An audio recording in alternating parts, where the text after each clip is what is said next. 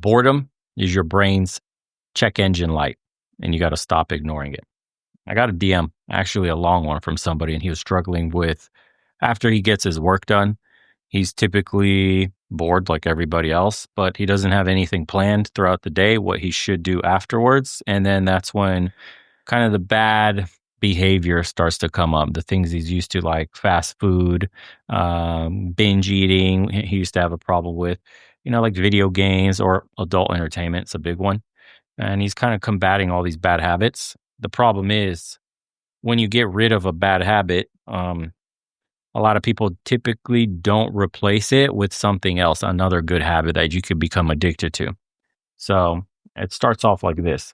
This is for the guys that are kind of getting things done, and then they find that they have a bit of time available, and then they're struggling with what to fill that time with instead of defaulting, to the bad stuff that you're used to doing. So I used to think boredom was just empty time that needed to be filled, like scrolling through social media for an hour or playing video games until 2 a.m., oftentimes until like 5, 6 in the morning.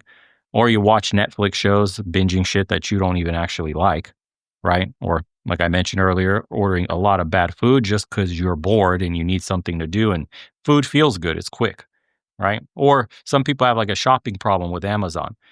And you'll just buy a bunch of shit knowing that you might return it the next day if you don't like it. But, hitting the buy button and getting a present in the morning, it feels good.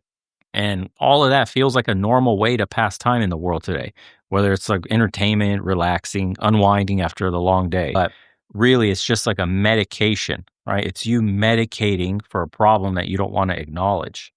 Boredom isn't a scheduling issue, guys, that just gets solved by finding a better distraction. It's just a signal that something fundamental in your life isn't working. Right? But instead of listening to what it's telling you, most guys just reach for whatever makes the feeling go away the fastest.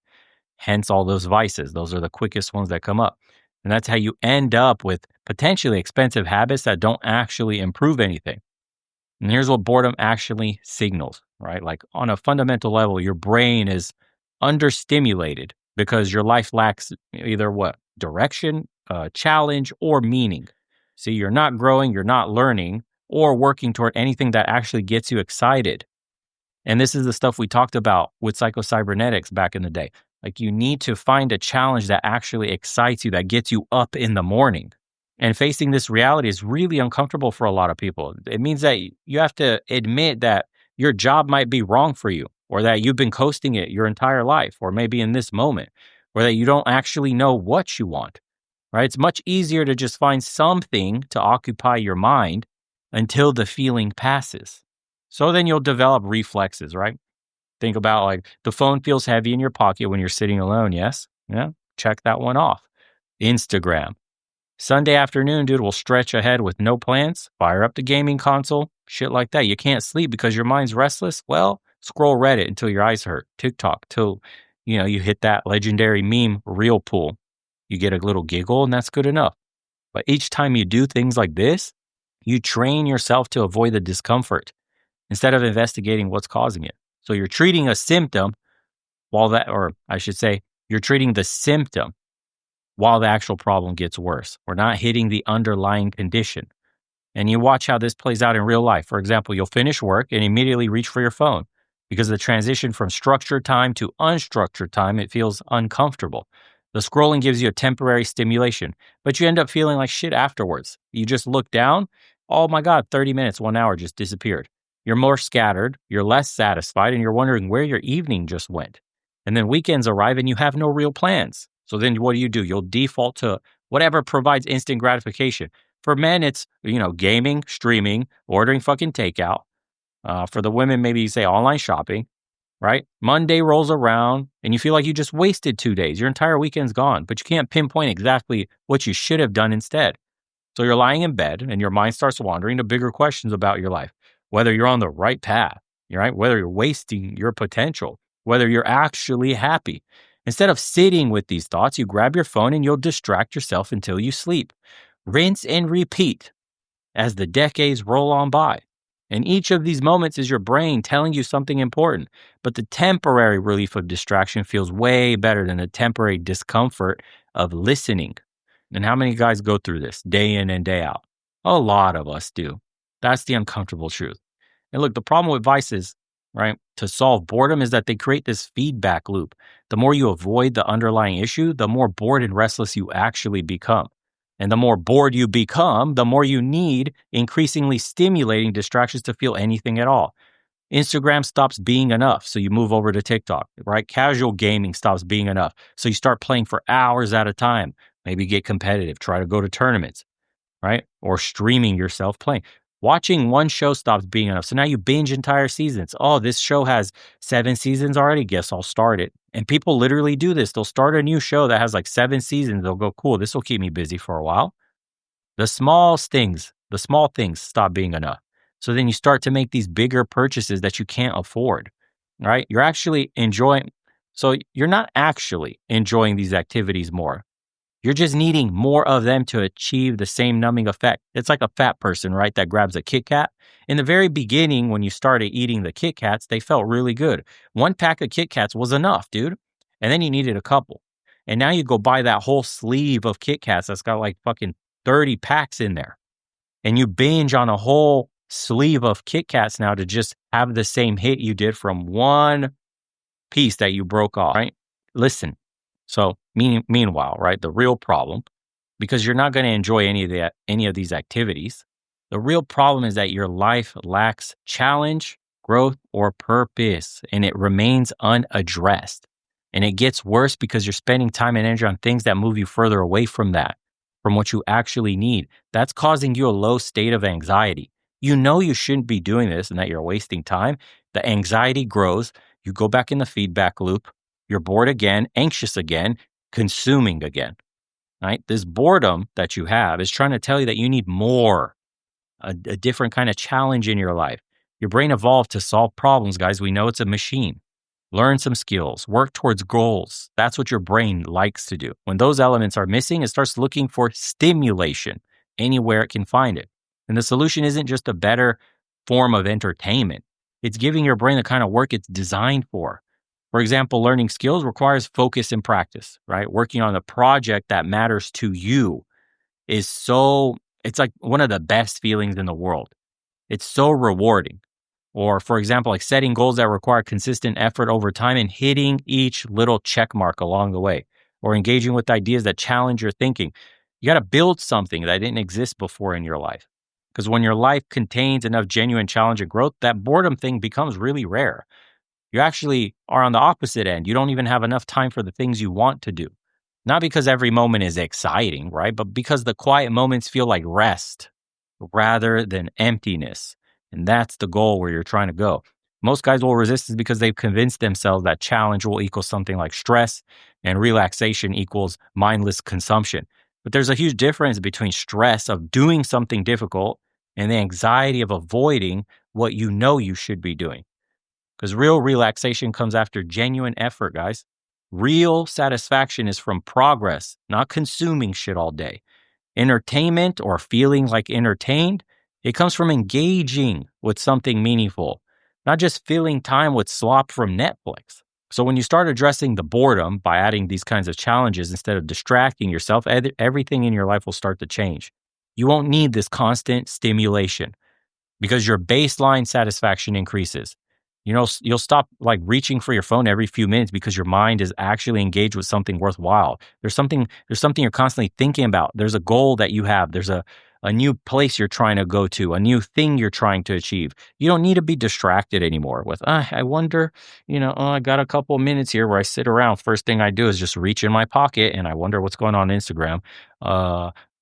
Anything to get your mind off of the thing you should be doing.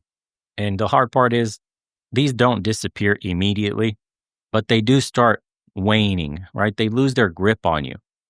You won't want to game for hours at a time anymore when you actually have an interesting life, where you're actually achieving some goals or you have a direction that you've chosen. Then you won't be needing to check social media, something that you do, I think, honestly, intentionally, rather than as a reflex. I think people make the intentional choice to distract themselves, rather than this is purely habitual in the sense of autopilot. I think we know that, and we are big enough boys here to admit that you pretty much intend on distracting yourself to escape the boredom of your life, the mediocrity of your life. There's a lot of guys that will not admit this part about themselves. If you think about the guys who seem like they're naturally disciplined, they're not fighting the constant urges to distract themselves, right? They built these interesting lives, enough so that the distraction becomes less appealing than the reality that they're living. That's how it seems like so many guys are locked in. It's not that they're locked in terms of like supreme focus over you. It's just that they're locked in because the thing that they're chasing is so much more interesting than scrolling on Instagram, than Netflix, than jacking off to some whack shit on fucking adult sites, all that stuff. That's where you have to get to. Use boredom essentially as useful information instead of a problem to solve. It's like a little red flag that's showing you, hey, this way, there's a problem here. Go investigate what it is. When it shows up, it just tells you that you need more growth, more challenge, something, more meaning in life. Instead of medicating the signal, try to respond to it with a solution. Because real boredom isn't having unlimited entertainment options. It's just having a life engaging enough that you don't need to escape from it. Think of weekend warriors, right? They live Monday through Friday in their cubicle working, and then the weekend rolls around where they get to escape from their life. And then they're at work doing what? Bored, hardly working, bored at home, scrolling, going to bed, bored, waking up in the morning, alarm goes off, bored, scrolling some more, eating, scrolling, right? Jacking off to work, dead end job, making shit pay, scrolling some more, watching some more anime, playing some more video games, yada, yada, yada. Now, I'm not saying these things individually aren't bad and that you can't do them ever. Entertainment is entertainment. This is especially going out to the ones that don't have their shit in order and are bored and are medicating it with vices. Now, if you got deep pockets, you got a great job, good family life, everything's paid for, all that stuff, you've arrived, you got goals, or you're on the way, you know exactly where you're going, cool story, dude. By all means, consume whatever you want because you're locked in, you have shit set up correctly. But for the dudes that feel like they don't know where they're headed in life, a bit lost, constantly scrolling, constantly whacking it, constantly gaming to get away from the boredom, from that low state of anxiety, this one's kind of going out to those guys specifically. Because I know some of you will be like, but I like video games, but I like anime. Cool, I do too. But there's a time and a place. Maybe you fell behind in life. Maybe things got difficult recently. You know, things come up. You know, you get a curveball thrown at you every once in a while. And that's when you need to double down instead of diving deeper into the distraction, like a lot of people do. You need to start, tunnel visioning where you'd want to be in life. Especially if you're one of the guys, ask yourself, do you feel like you're in the position that you should be in right now? If you have an honest assessment of your life right now, look in the mirror and be like, this is where I dreamed of being at this age. I feel like this is a good place. I worked hard to get here. I deserve to be here. Right. And I'm currently moving on to the next part of my chapter in life. Well, yeah, 40 trillion in debt. This is what I deserve. Yeah, there you go. So if the answer is no, then it's time to bat down the hatches, man, and get to work. And if the answer is yes, then feel free. You can consume whatever you want. You're locked in, as they say. Anyways, jump in. I'll open it up to everybody else. Thoughts? Some of the issues you guys deal with. Or if you have this issue. Yeah, I would say something that, like, if you don't know what it is you want to do, like if you're just stuck, hire a life coach or like a coach of some kind. I did that. I totally agree. Yeah, it was the thing about that is a lot of guys that are in that position don't have the money to hire a life coach, and life coaches aren't covered by any type of insurance like therapists are.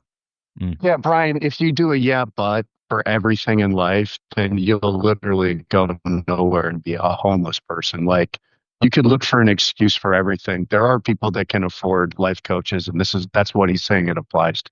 Yeah, I'm talking. Okay, but what about all the guys? There you go. No. There you go again. Yeah, but you just did another one. Yeah, but it is a legitimate. It is a legitimate point. So let's say from the aspect of you don't got money. So that'll be applicable to everybody. Like, what's a free way? Okay, so life coaches are good if you got some dough to spend. But let's just say you're in a tight spot. You don't got money to spend.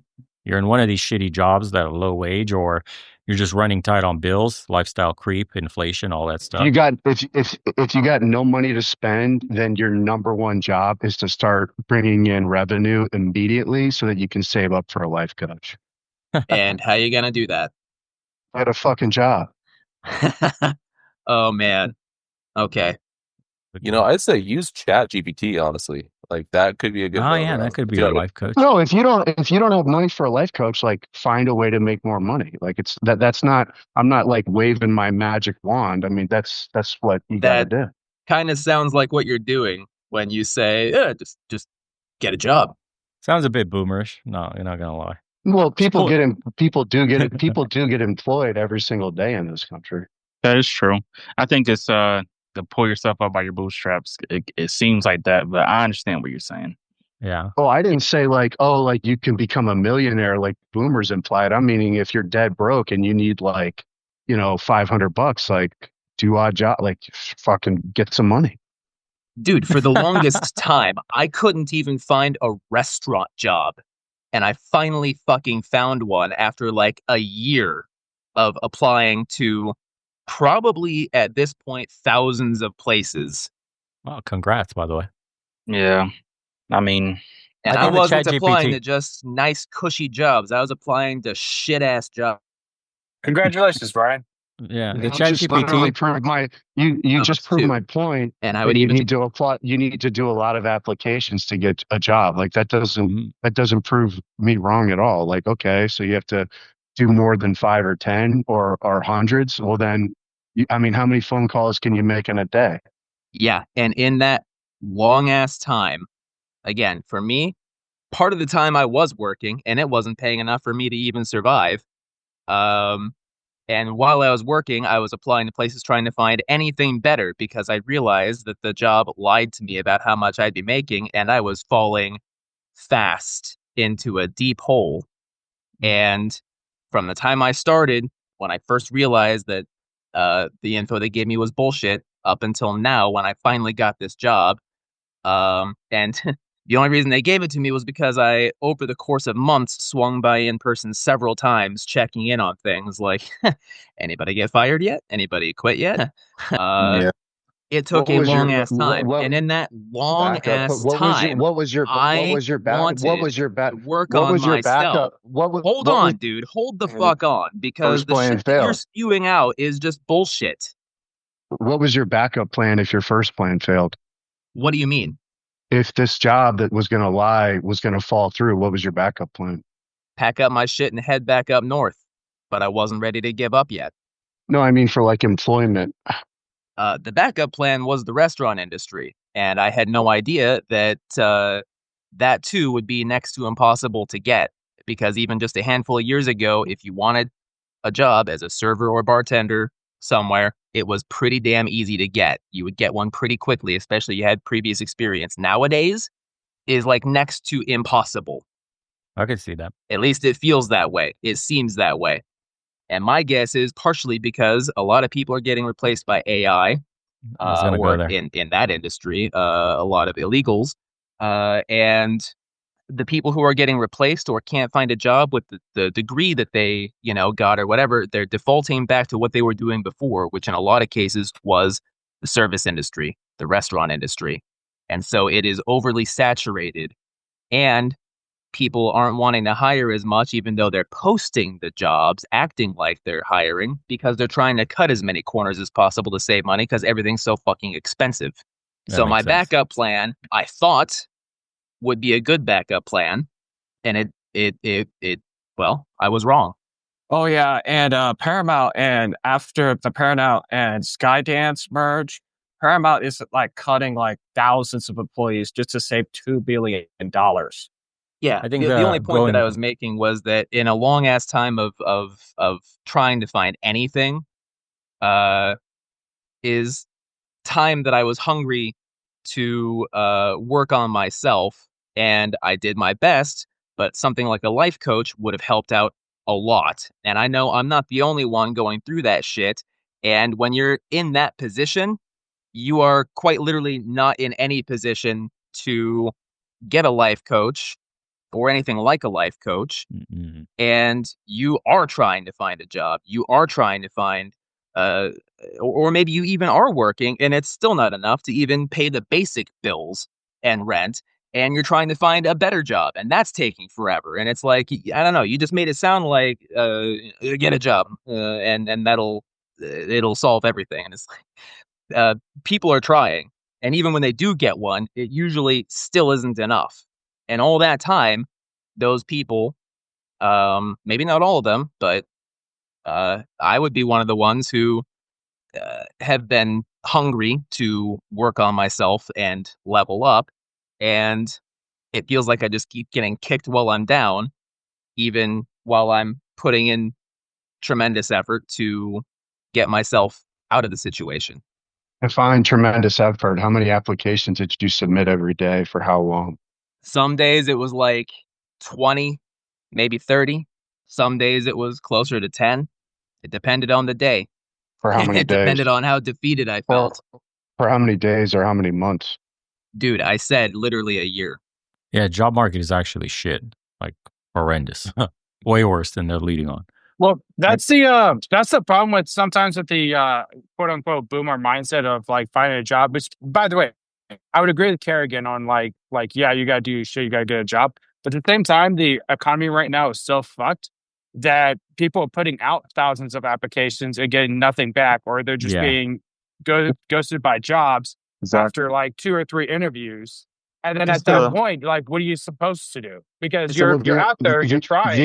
The only alternative is to be homeless or live with a family or friends. I mean, it's either get employment, then you're going to be homeless. Yeah, you're homeless.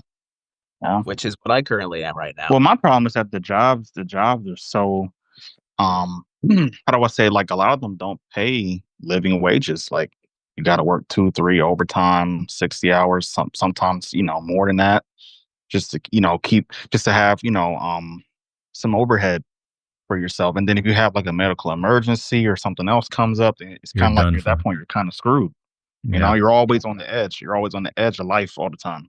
And I feel like, go ahead. Sorry, go ahead. The number one thing I was thinking the whole time Bo was talking about boredom was, this is all about an attack on American families, particularly white families.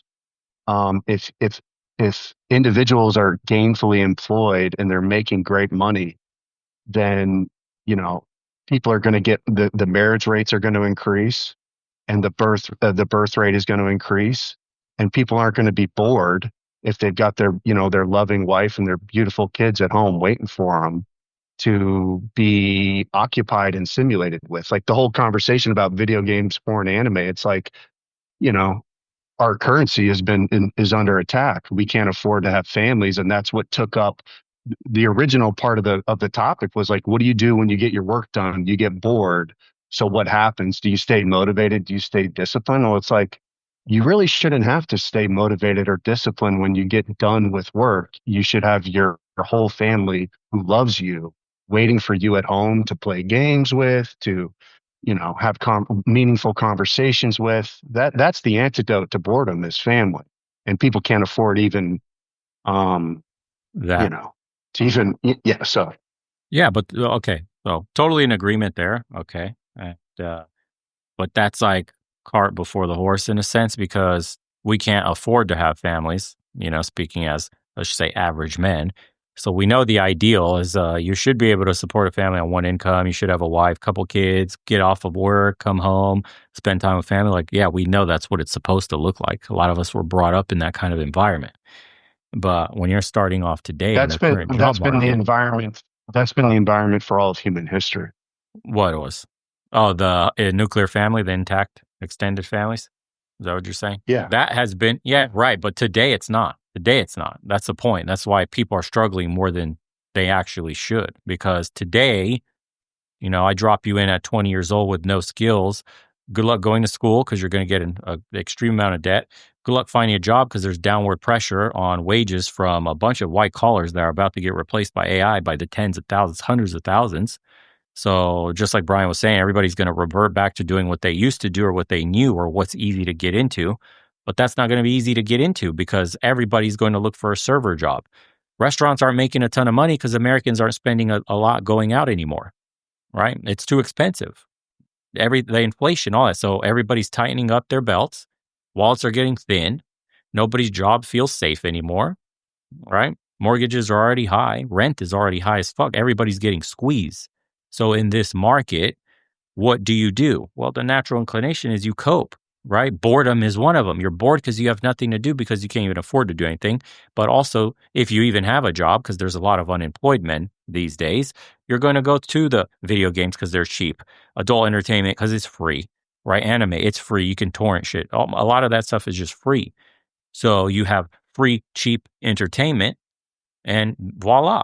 Like, this is how a man loses himself in this. And then you wake up and you go, fuck, dude, my life is kind of wasting away. Where do I go? What do I do?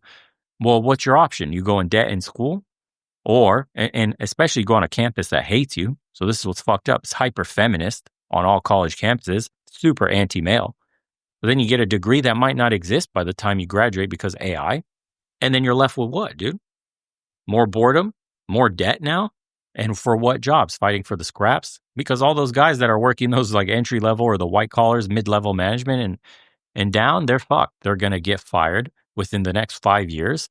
Everybody and their mama is going to want to do. This is what, I don't know what's going to happen with trade schools, because I'm already hearing rumblings of trade schools filling up with a record level of applications every single year. And the company is like shutting down applications, the schools, and the companies are starting to freeze hiring in certain locations that are hot. Of course, there's still money to be made in trades, especially when you go your own way and start your own business. But dude, can you imagine hundreds of thousands of jobs disappearing, and then now trades get flooded, entry level, low skill, menial labor, hospitality, shit like that, restaurant.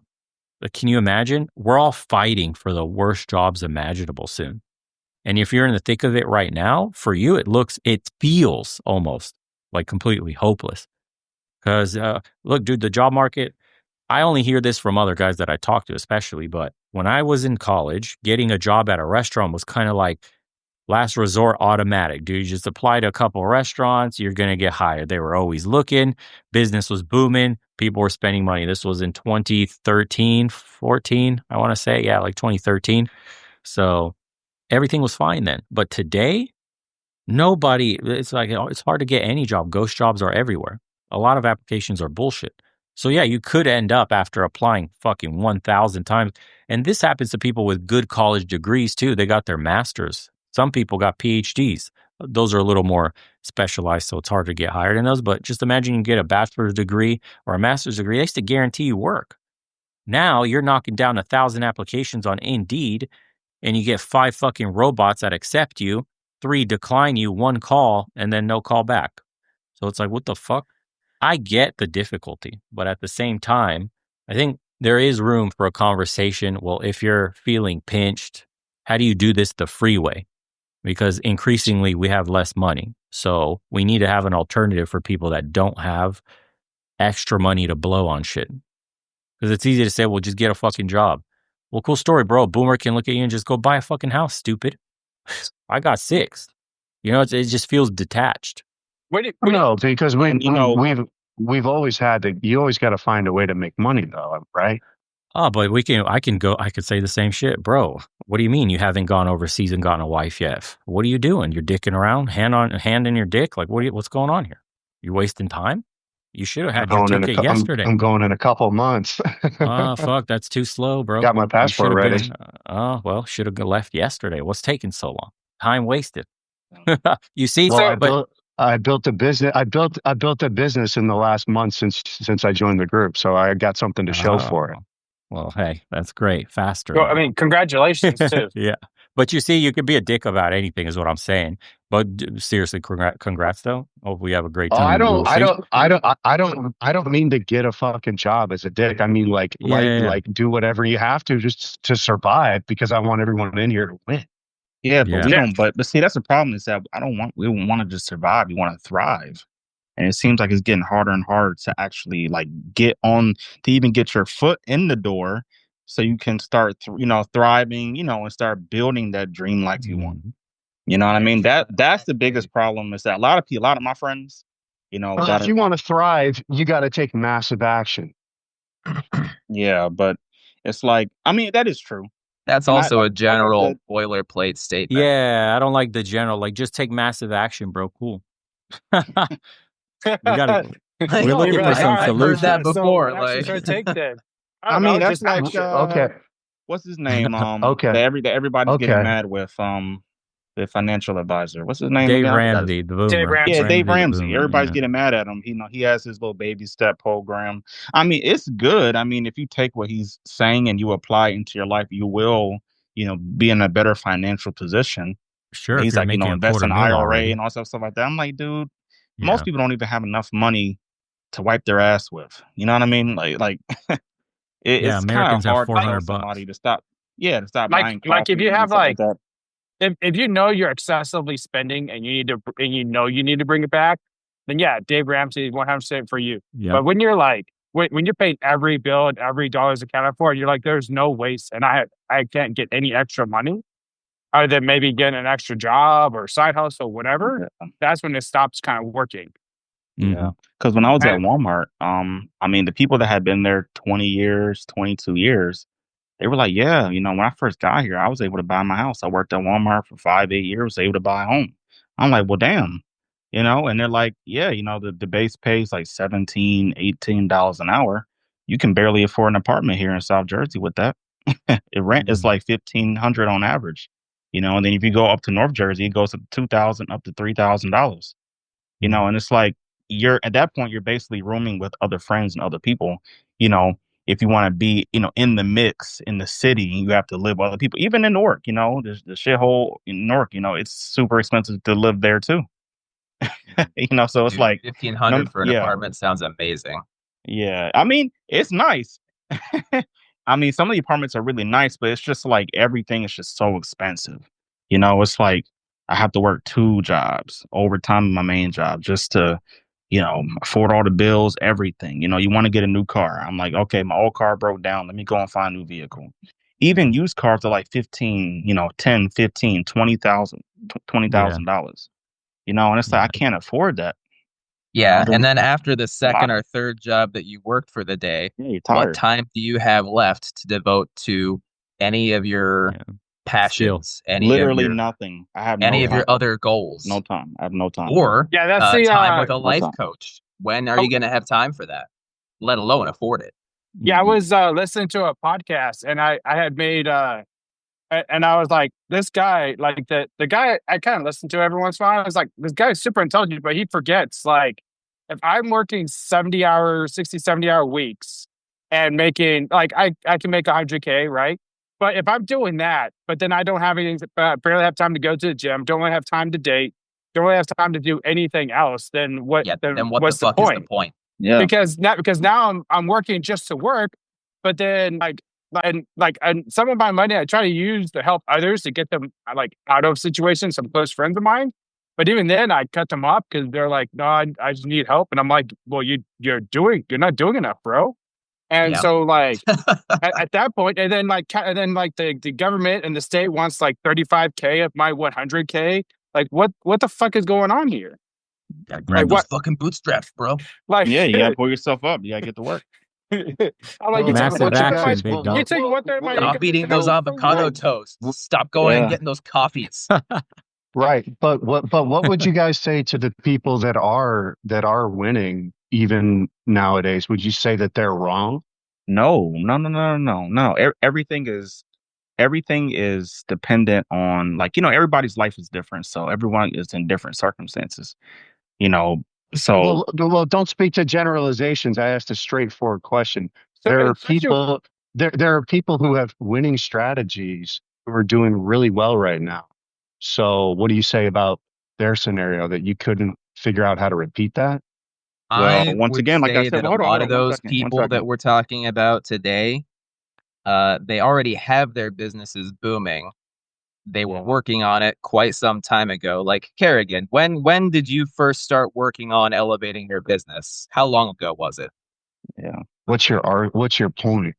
I'll make my point as soon as you answer. Or just how old is your business? I started my business a decade ago. Okay. There we go. well, yeah, a lot of people that have that are thriving today, they didn't make it happen overnight, Yeah. or even over like the course of a year in recent I, history. Like I follow entrepreneurs on social media and business developers, and I'm hearing stories about people that are having great success in the last year or 2 years every day on my algorithm. Yeah, you know but them I mean, personally. that's like How do you know it's real? that's a very few though. The majority aren't though. That's what we're talking about. Just the average. which one do you want to be? Do you want to be one that wins, or do you want to be one that doesn't? Well, obviously, I want to be one that wins, but what I'm saying is that I'm talking about my situation in my life, which is different from yours because you started building your business 10 years ago. 10 years ago, 10 years ago, I was in high school. I just started high school. So it's Right. like, And there are high schoolers right now, not very many of them, or even guys that are in college that have successful businesses. yeah, but So that's what extremely Well, rare, though. It's that's a extremely difference in rare. technology, It's though. extremely rare. It's extremely rare. we all have access to technology that people would have killed for 80 years ago, and some people are capitalizing on it and making fortunes. What do you want to focus on? Do you want to focus on a light at the end of the tunnel, or just like, because you brought up the stipulation of, I don't want to just survive, I want to thrive. Yeah, I did say Well, that. then, Okay. so if that's true, and I'm not fucking putting words in your mouth, No, you're well, not. then you would have to alter like logically, whatever you're doing right now. If it's not thriving, you have to figure out how to work smarter or something to copy the people that are thriving that you would want to mirror yourself after. Hmm. That is true. I mean, you're right. I mean, listen, I never said that what I was doing was right, or that it's the optimal way. I'm just saying that, he was just saying in general. I was just saying that people back then who were able to do less and have more, you have to work twice, three times as hard for half of what they have.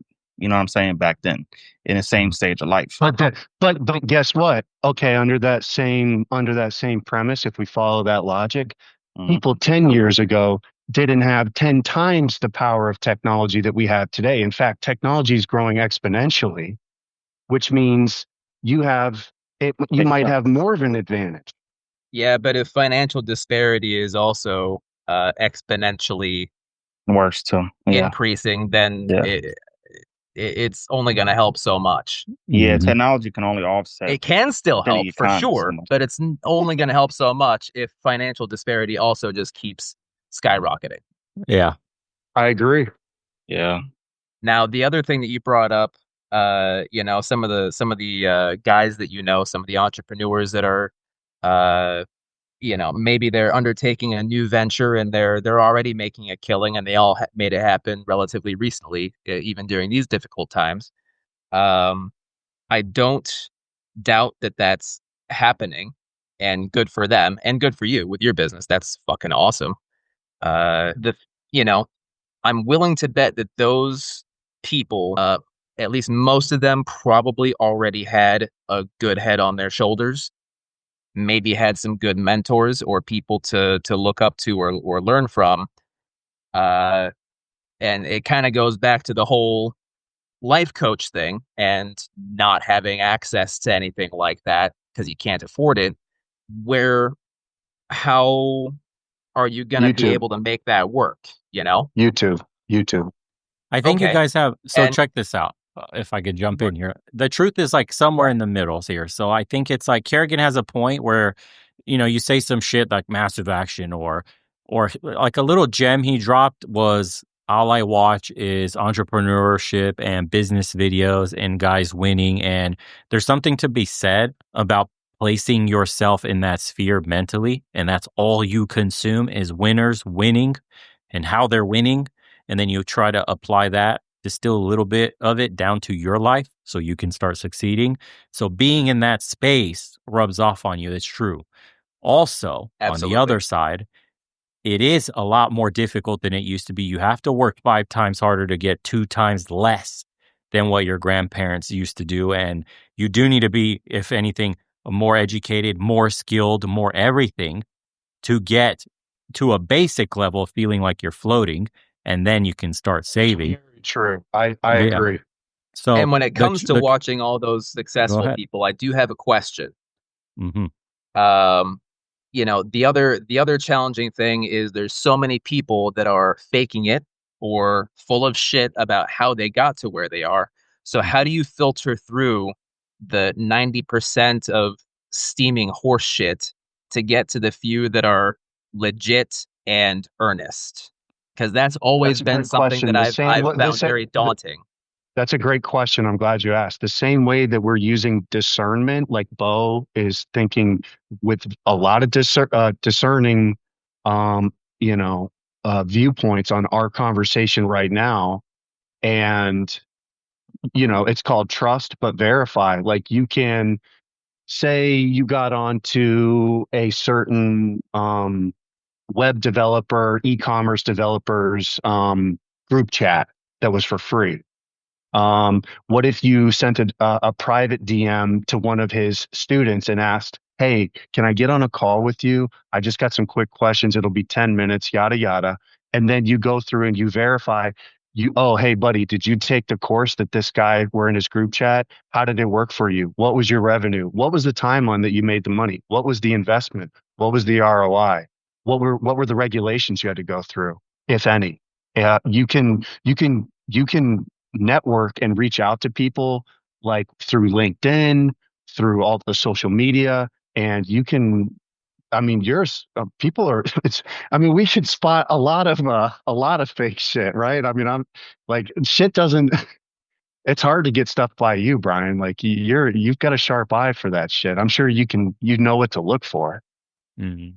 It's easy to spot the fakes if it sounds Sometimes I too would good to say be true. yes, Yeah. but when it comes to something that I'm new at, if it's something that is unfamiliar territory for somebody, at least at first, it is going to be more difficult for you to sift through the shit to get to the few granules that are good.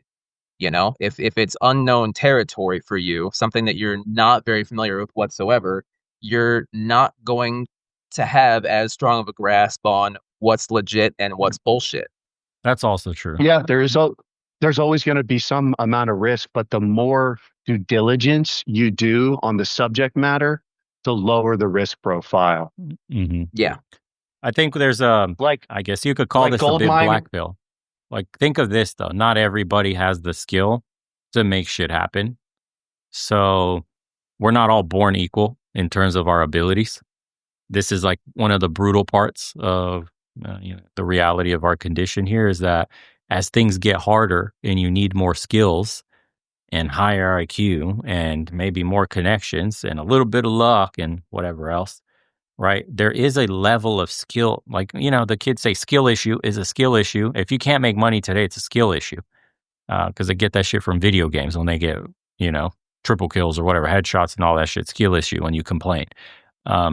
It is true, though, that there is a certain, I guess, limit that everybody has, and their current skills just don't jive well with what the current market is asking for. For example, if all you've done is served or had low, menial wage jobs, you're struggling in the economy today because there's a lot of pressure on those jobs. Competition is ramping up from everybody getting fired, and they're just not. In terms of what's getting paid a lot of money, isn't that. So then you got to look at yourself and go, okay, fuck, I got to retool everything. What's the economy looking for today? What is a skillful job that pays? We could use an example like digital businesses, the internet, something AI related, whatever, blah, blah, blah, right? You can sit there if you have, let's just say a $20 ChatGPT plan or whatever the fuck, use it to help you strategize your way out of your position, right? That could be because somebody mentioned it a little far back in the conversation saying like, what about using ChatGPT or some AI as a life coach?